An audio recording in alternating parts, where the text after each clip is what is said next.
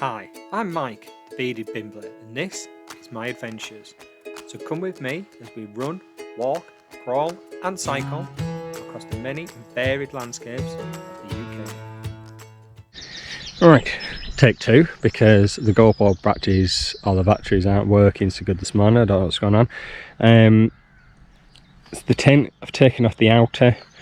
Unfortunately, I don't know what it is, it seems to collect condensation like crazy, does that outer. And then it seems to sit just a little bit too close to the inner.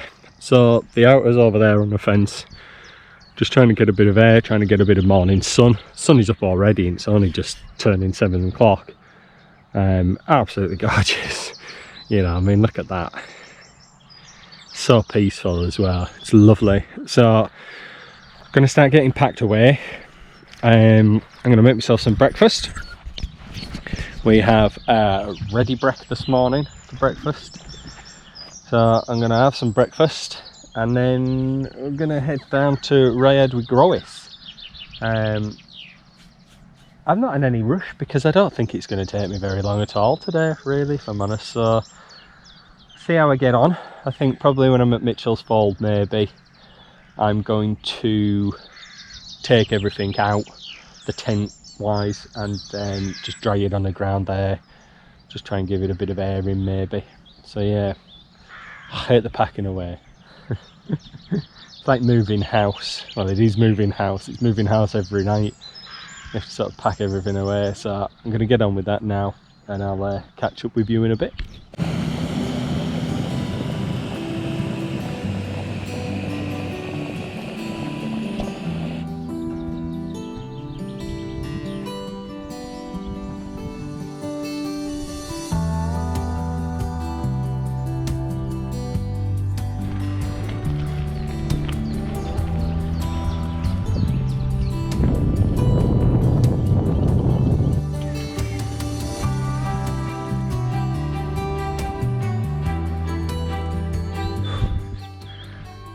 Join me on the never-ending hill.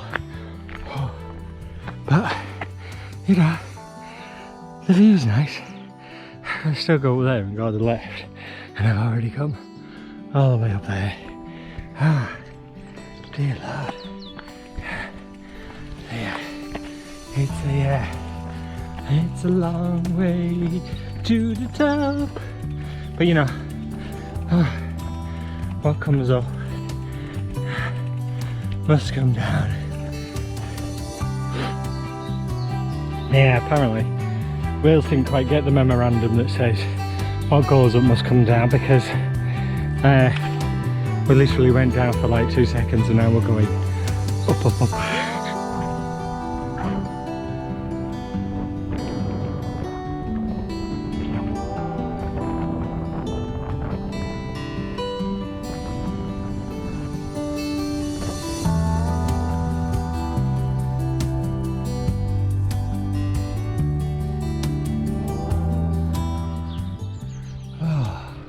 Well, that was a lovely bit of downhill after that sort of 2 miles of going up. I've just come into a little place called Wollaston and little Motte & Bailey out here all on its tad. Alright, so I did say that that bank was the Motte & Bailey, but I believe that that is the Motte & Bailey. It's a lot bigger. Just where the church is, so Wollaston Church, and a massive Motte & Bailey that goes up there. It's quite a big one actually, isn't it? It's quite a big mound if that's it. But I need to look on the thing, so.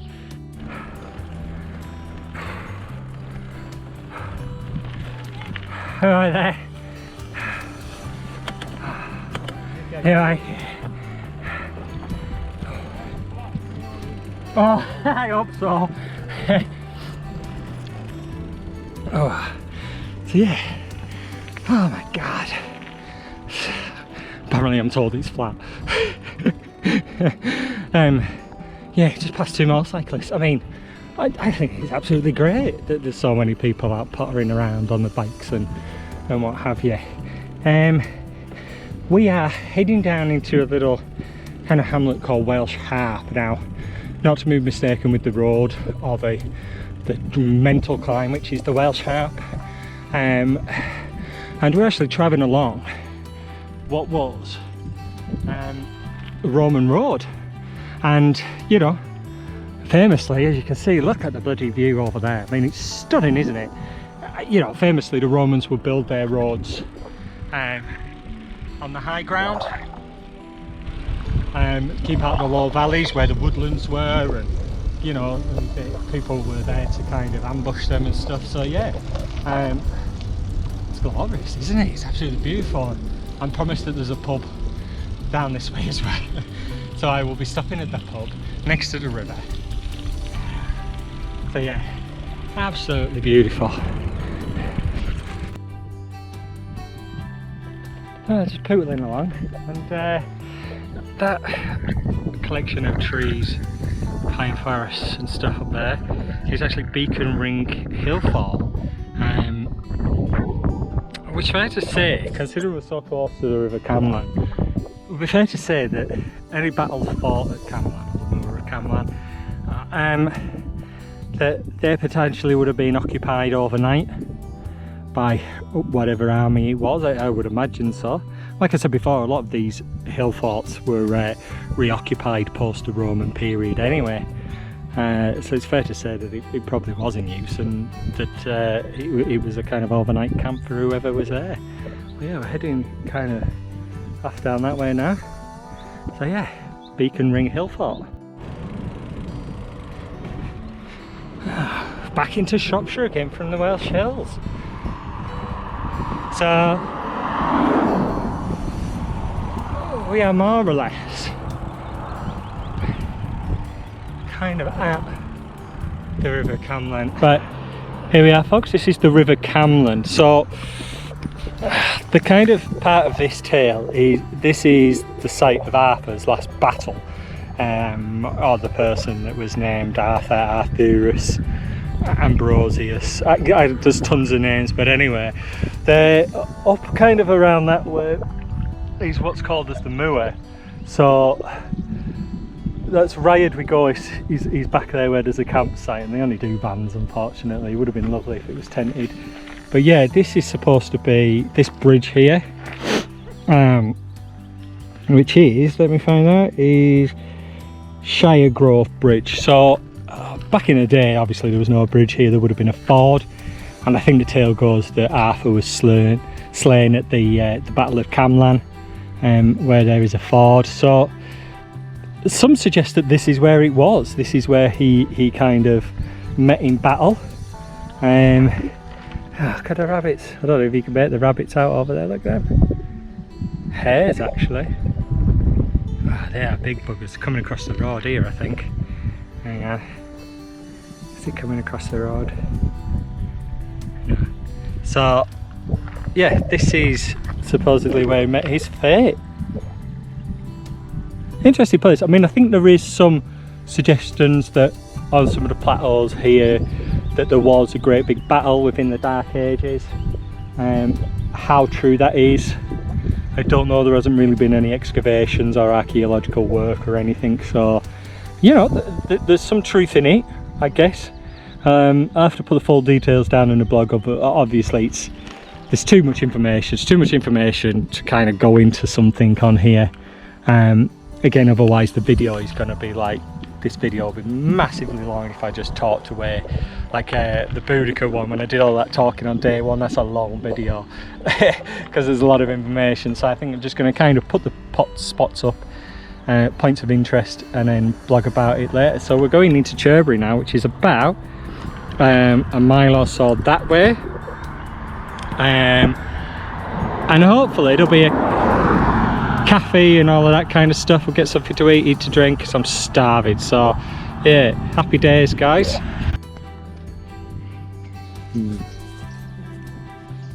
am well happy. Just managed to find a steak pasty.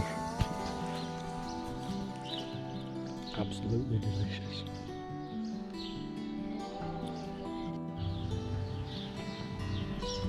A little bunny rabbit just sat kind of eyeing me. Maybe just getting a bit of the sun. We're just seeing this little wooden shelter at the minute. I'm not even at the top of this road. It just keeps going and going and going. So I need to get out of the sun for a bit. It's absolutely boiling. Oh. So I'm gonna set off in a minute again, and I'm not too far away from Mitchell's Fold anyway. I'm not really too far away from the end of my day anyway, so I've got tons of time. So I'm just gonna take it very, very easily, very easy today. Yeah, hard day, lots of hiker bike,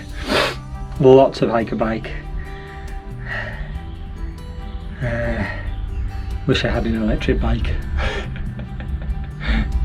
but it is what it is. Maybe I can hitch a ride on a tractor. As the tractor comes past, just hook onto it and drag me up the hill.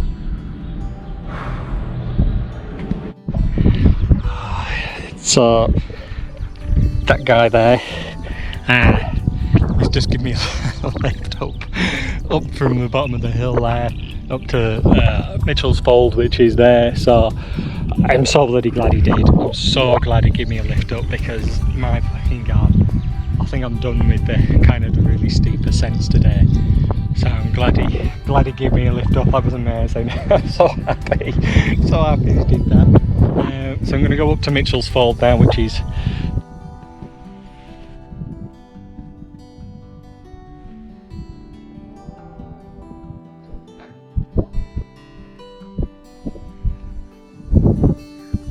here we are, guys. Mitchell's Fold stone circle. So 3,000 years ago, about 15 stones in all, arranged up into this circle. Now, this snippet of Arthurian legend is where Arthur pulled the sword from the stone. Now, obviously, it's not the sword, pulling the sword right out of the stone and nobody else could. It's just purely not that. That's not going to happen. What I'm thinking is more on that is that during the sort of the Bronze Age, for example, when you had to melt the metal and you would melt the metal and you would create a form and pour it, how you would make swords and axes, you would actually carve the you would carve the mould of the sword or the axe out of the stone, pour the liquid bronze into that mould, and then you would literally pull the sword from the stone. That's kind of what that is. So we know that happens. We know that's how they used to make them. That's what the thinking is in the sword of the stone. Now, when you think about stone circles and the fact that nobody really knows what they were for, you know, whether they're astrological, whether they were meeting places, whether they were places of judgment, whether they were places of gathering, you know, there's a whole host of things that a stone circle could have been. And perhaps one of these such places was maybe, it was a place where leaders were crowned, and it was a place where leaders were born. It was, you know, it was somewhere where leaders were given their power. So maybe the whole sword in the stone thing comes from the fact that whoever this person was, and when it come time to giving him her sword, they literally made a sword up here, and it was taken from this area, or you know, it was pulled from the stone.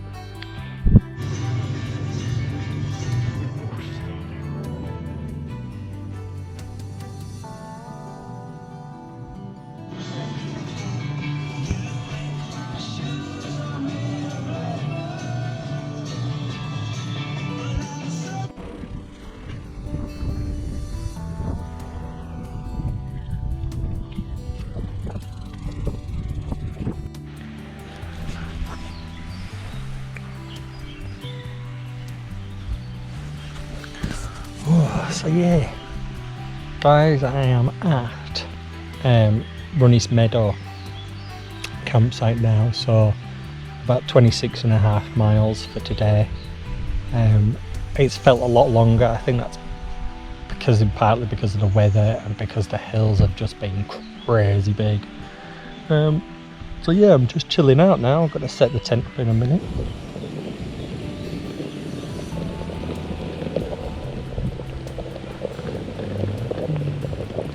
Tea tonight is a mushroom risotto, and the campsite is selling eggs.